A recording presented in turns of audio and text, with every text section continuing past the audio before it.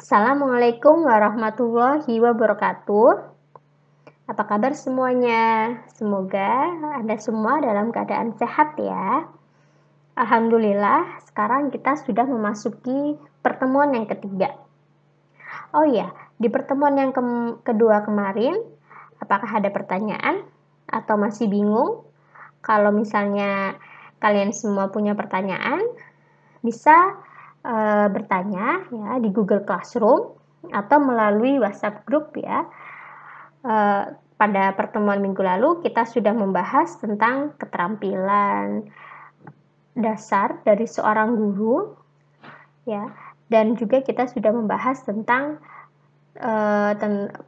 konsep dari micro teaching.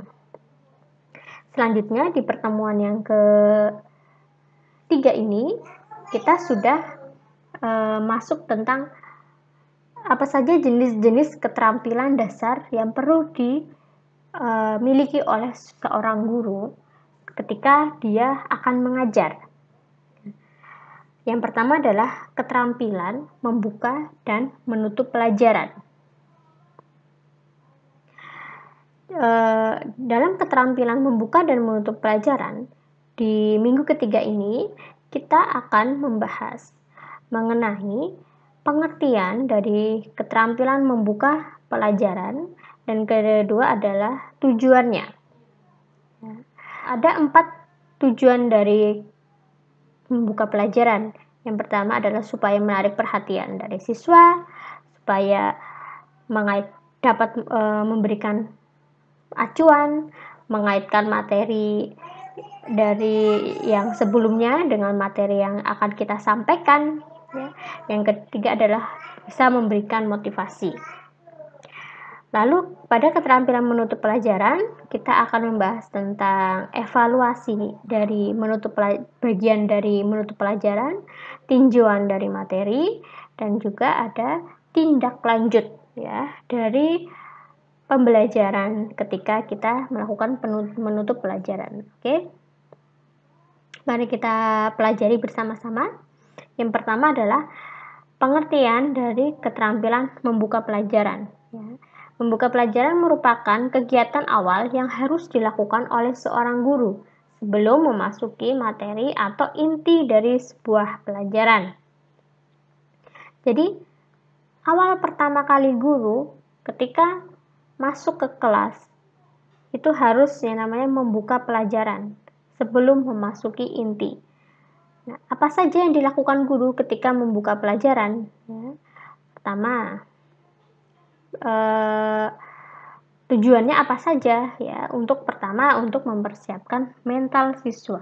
Apakah siswa tersebut sudah siap belajar atau belum? Jangan sampai siswa tersebut masih bermain atau masih belum siap ya. Secara mental belum siap. Kalau secara mental belum siap, pasti nanti tidak bisa fokus, tidak bisa konsentrasi, sehingga pembelajaran kurang efektif. Yang kedua adalah untuk menciptakan suasana yang kondusif, komunikatif antara siswa dengan guru, ya, supaya suasananya lebih cair, tidak tegang, intinya seperti itu. Yang ketiga adalah menarik perhatian siswa terhadap materi pelajaran. Hal-hal tersebut dapat dilakukan guru, ya. Misalnya dengan yang pertama, memfokuskan perhatian dan membangkitkan minat siswa. Yang kedua adalah menimbulkan motivasi. Guru harus memberikan motivasi kepada siswanya dengan kata-kata yang semangat, penyemangat motivasi, ya, itu bisa membangkitkan motivasi. Yang ketiga adalah memberikan acuan tentang garis besar materi yang akan kita pelajari seperti ini, misalnya dengan memberikan peta konsep atau bagian-bagian. Yang keempat adalah mengaitkan materi yang telah dipelajari dengan topik yang baru. Apa saja ya yang dilakukan guru ketika cara yang dilakukan guru untuk memfokuskan perhatian dan membangkitkan minat siswa. Yang pertama adalah guru dapat mengaitkan materi dengan bercerita tentang kondisi yang ada sekarang ini. Ya. terserah bercerita seperti apa, yang jelas cerita tersebut berkaitan dengan materi yang akan kita pelajari. Ya, yang kedua ya, tadi sudah saya sampaikan, menyampaikan cerita berkaitan dengan kondisi yang terkini. Ya, bisa juga guru membawa alat bantu atau media peraga yang menarik, yang menonjol, sehingga siswa bisa fokus, langsung siswa tertuju pada alat peraga atau media tersebut. Yang keempat, memvariasikan gaya mengajar. Guru tidak hanya berdiri tegak di depan kelas, tapi bisa guru berkeliling di sekitar kelas atau jalan-jalan di dalam ruangan tersebut, ya, supaya pandangan siswa tidak hanya terfokus ke depan saja. Yang keempat adalah menyinggung tentang tugas-tugas yang akan dilakukan oleh siswa. Bagaimana sih cara guru untuk menimbulkan motivasi siswa di kegiatan membuka pelajaran? Yang pertama adalah guru harus menunjukkan sikap yang ramah dan penuh keakraban dengan peserta didik. Yang kedua adalah menunjukkan gambar atau mendemonstrasikan sesuatu. Yang ketiga adalah menceritakan suatu kejadian yang berkaitan dengan materi yang akan disampaikan. Terus yang ketiga adalah bagaimana cara guru memberikan suatu acuan dalam kegiatan membuka pelajaran. Misalnya dengan menjelaskan tujuan pembelajarannya seperti apa, menyampaikan garis-garis besar pembelajaran, materi yang akan kita pelajari seperti apa, dan juga bisa menjelaskan langkah-langkah pembelajaran. Selanjutnya, bagaimana cara guru mengaitkan materi yang telah dipelajari dengan topik yang baru? Guru dapat meninjau kembali, ya, sampai sejauh mana siswa dapat memahami pelajaran yang sudah dipelajari sebelumnya. Yang kedua adalah membandingkan pengetahuan yang telah dimiliki siswa sekarang ini dengan materi yang sekarang. Itu caranya guru untuk mengaitkan topik baru atau materi baru yang telah dipelajari. Selanjutnya kita akan membahas tentang keterampilan menutup pelajaran. Ya, sesuai dengan namanya, menutup pelajaran berarti keterampilan tersebut ada di bagian akhir dari pelajaran. Di bagian akhir dari pelajaran tersebut, ya, guru dapat menutup kegiatan pembelajaran dengan baik. Hal-hal yang perlu dilakukan guru ketika menutup pelajaran adalah pertama adalah memberikan tinjauan kembali kepada siswa terhadap materi yang telah disampaikan. Yang kedua adalah mengadakan evaluasi. Yang keempat adalah memberikan tindak lanjut. Jadi, 3 hal tersebut itu harus ada dalam kegiatan menutup pelajaran. Menutup pelajaran tidak hanya sebatas kita memberikan salam, wassalamualaikum warahmatullahi wabarakatuh, sampai berjumpa di pertemuan selanjutnya. Jadi tidak hanya sebatas itu, tapi harus ada 3 komponen seperti ini. Dalam melakukan tinjauan kembali pada materi yang telah disampaikan, yaitu guru bisa melakukan hal tersebut dengan cara membuat rangkuman atau ringkasan mengenai materi yang telah dijelaskan.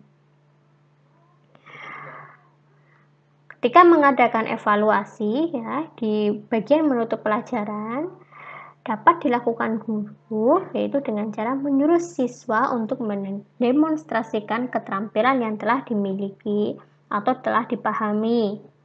Ya, jadi guru dapat menyuruh siswa untuk mendemonstrasikan atau menyimpulkan materi yang telah dia pahami. Yang kedua adalah guru dapat menerapkan ide-ide baru atau menyuruh siswa untuk menyampaikan pendapatnya sendiri dengan bahasa dia sendiri. Yang ketiga adalah guru dapat memberikan soal tertulis dalam bentuk uraian.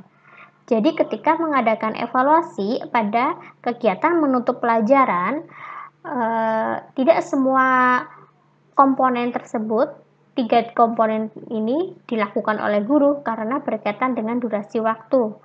Guru bisa menjalankan salah satu yang sudah dijelaskan di sini, ya. Selanjutnya adalah memberikan tindak lanjut. Ketika memberikan tindak lanjut, guru dapat memberikan pekerjaan rumah atau PR untuk siswa yang nanti bisa dikumpulkan minggu depannya atau di pertemuan selanjutnya. Atau guru dapat menyuruh siswa untuk merancang suatu tugas atau merancang suatu ide atau pemikiran yang berkaitan dengan materi yang telah dipelajari.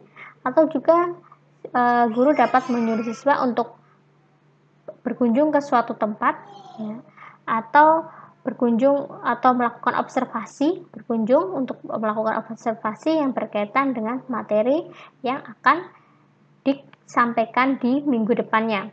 Semua itu tergantung pada materi tersebut. Jadi inti dari kegiatan membuka dan kegiatan menutup pelajaran itu semuanya sangat penting dilakukan oleh guru.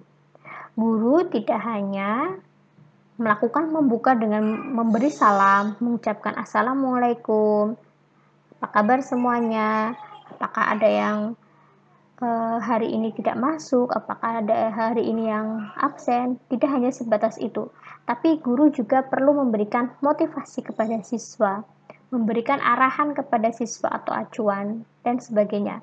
Ketika menutup pelajaran pun tidak hanya langsung sekian pelajaran dari kami atau wassalamualaikum warahmatullahi dan sebagainya, tapi seorang guru juga harus memberikan suatu kesimpulan dari materi yang telah dipelajari atau juga memberikan tindak lanjut dari materi yang telah dipelajari tersebut. Jadi semua tersebut sangat penting ketika guru melakukan pembelajaran, ya. Jika kalian semua ada pertanyaan, bisa bertanya melalui Google Classroom atau bertanya melalui WhatsApp group, ya. Untuk pertemuan minggu depan kita akan membahas tentang keterampilan mengadakan variasi. Jadi nanti sebelum kita akan membahas pertemuan minggu depan, kalian bisa membaca bahan ajar yang sudah saya berikan di pertemuan pertama. Oke, sekian dari saya. Wassalamualaikum warahmatullahi wabarakatuh.